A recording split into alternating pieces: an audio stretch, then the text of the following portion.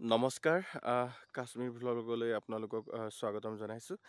আজি এইয়া ৰাজশ্ৰী ৰাতিৰ নিশাৰ সময়, এতিয়া 10 বাজিছে।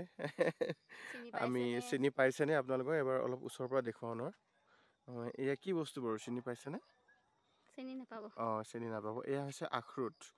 আখৰোটৰ এয়া যেতিয়া কেঁচা হৈ থাকে, আখৰোট এনেকুৱা হয়। আৰু আখৰোটৰ পাতবোৰ দেখুৱাইছোঁ।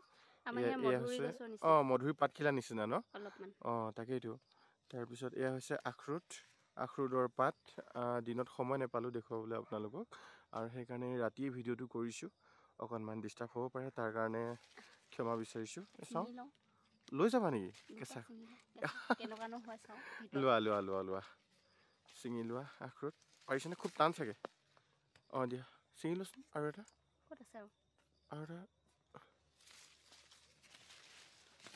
এইটো এটা আখৰোট। এইটো য়েছ এইটো এটা আখৰোট। অ'কে, এই দুটা লোৱা। আৰু নাই চাগে? নাই। অ'কে, এয়া আখৰোটৰ গছজোপা এনেকুৱা হয়। দেখুৱাইছোঁ অলপমান। পাতখিলা এনেকুৱা। আৰু কাশ্মীৰত আহি খুব ভাল লাগিল। বহুতো বস্তু নেদেখা কিছুমান ফল গছ দেখিবলৈ পালোঁ। তাৰ বাবে আমি খুব ভাল লাগিল মনটো দেখা পাই, আৰু খুব ফুৰিলোঁ, এনজয় কৰিলোঁ কাশ্মীৰত আহি।